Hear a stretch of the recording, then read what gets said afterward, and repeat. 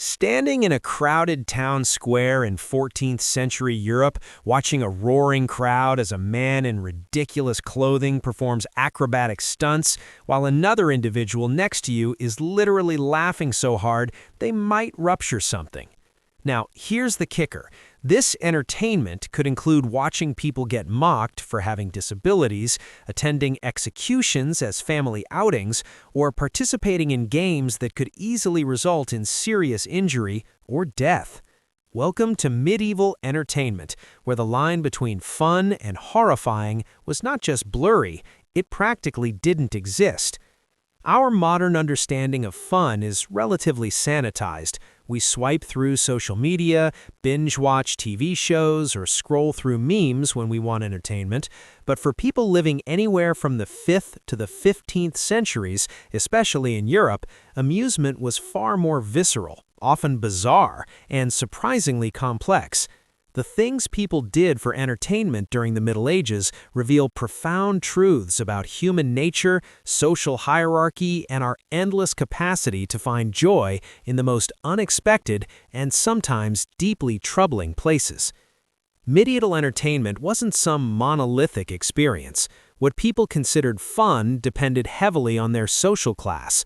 Peasants had vastly different recreational opportunities than nobles, yet both groups found creative ways to pass their limited leisure time.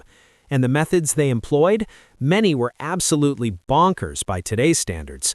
Let's start with one of the most popular forms of entertainment that cuts across social classes: watching public executions. This wasn't a grim obligation that people attended reluctantly. Now, executions were major social events, akin to attending a concert or sporting event today. People brought their families, packed lunches, and sometimes waited hours for the main event. The execution sites became gathering places where communities bonded over witnessing justice being administered in the most brutal way possible. The more theatrical and gruesome the execution, the more entertainment value it provided. People weren't hiding their fascination, they were celebrating it openly.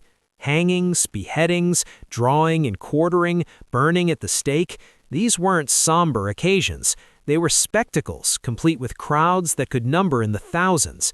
The condemned sometimes received instructions to perform well, meaning to die bravely or eloquently. Some even wrote speeches delivered from the gallows, turning their final moments into a form of dark theater. Beyond executions, medieval people were obsessed with blood sports. Cockfighting and dogfighting weren't shameful activities conducted in secret.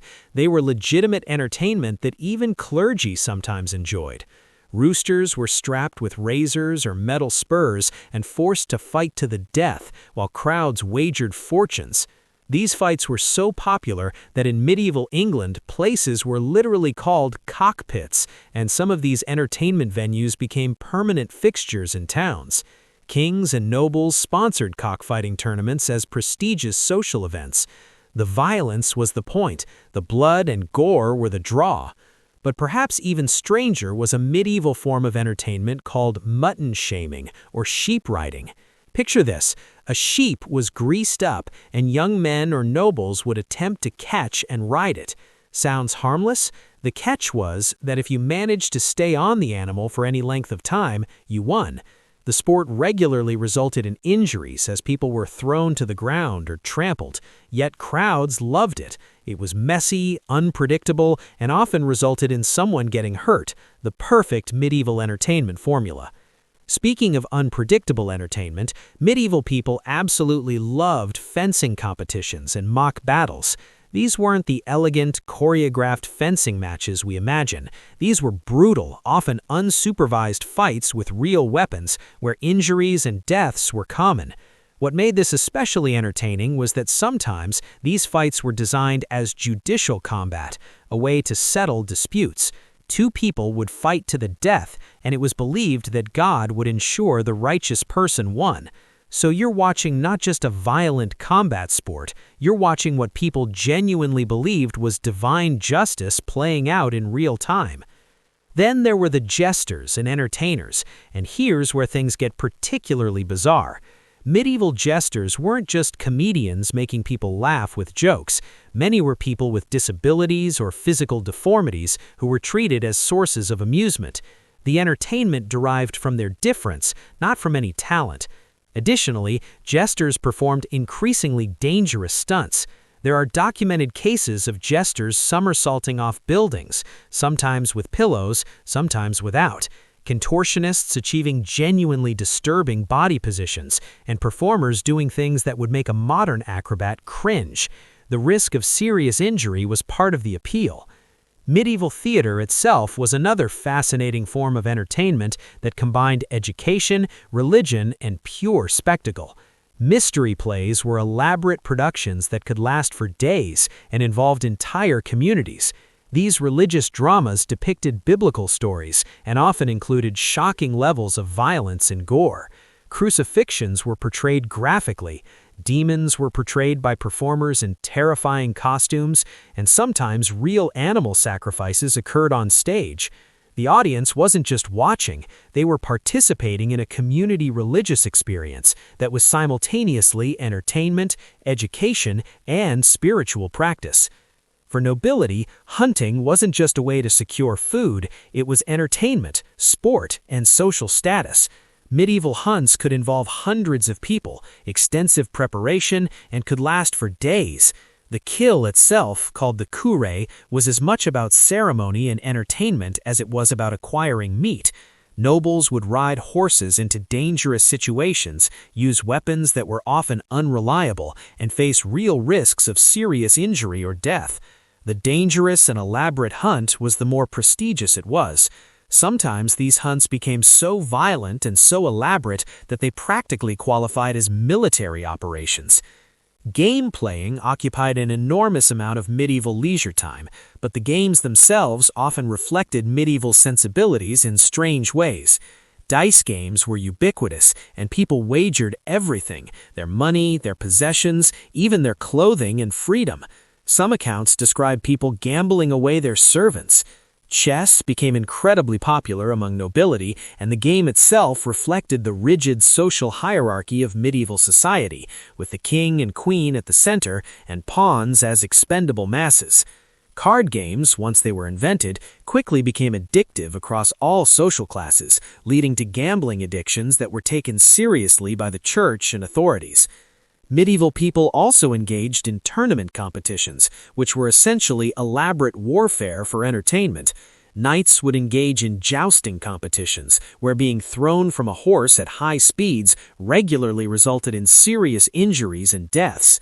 Yet these tournaments were major social events that attracted huge crowds, were sponsored by nobles, and became crucial venues for knights to display their prowess and gain reputation. The tournaments featured elaborate ceremony, heraldry, feasting, and social networking alongside the dangerous combat. Young men lost fingers, suffered broken bones, or were killed, yet participation was considered an honor. Here's something that might genuinely shock you. Medieval people found entertainment in bear baiting and animal cruelty that went beyond what even modern blood sports enthusiasts would tolerate.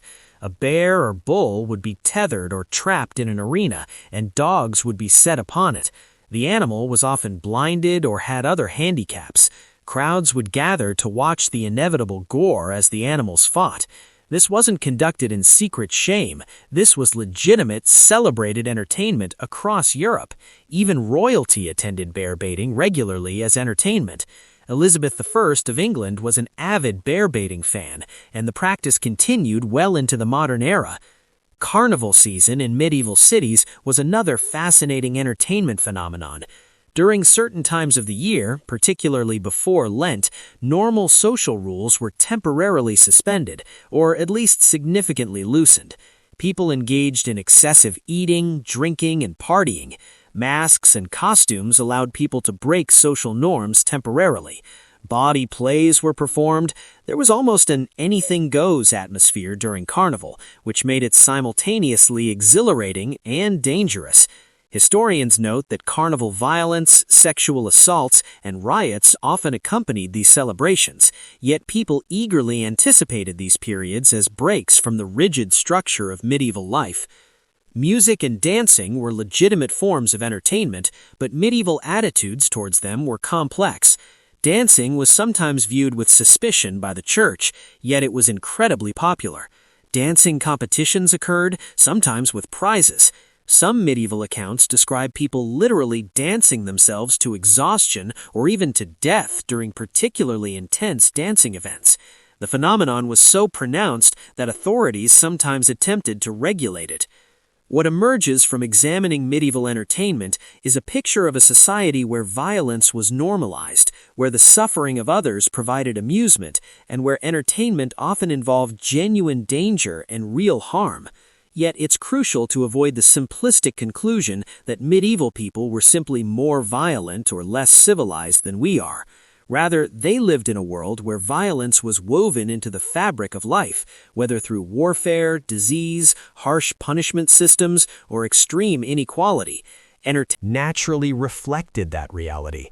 In a way, modern entertainment reflects our reality too. We're just different realities entirely. Understanding medieval entertainment humanizes the people of that era. They sought joy, community, excitement, and escape from their often difficult lives. They did so within the context of their time and beliefs. Their entertainment choices reveal their values, fears, anxieties, and hopes in ways that historical documents sometimes obscure. The fact that their amusements horrify us today is less about medieval people being fundamentally different and more about how dramatically our world has changed.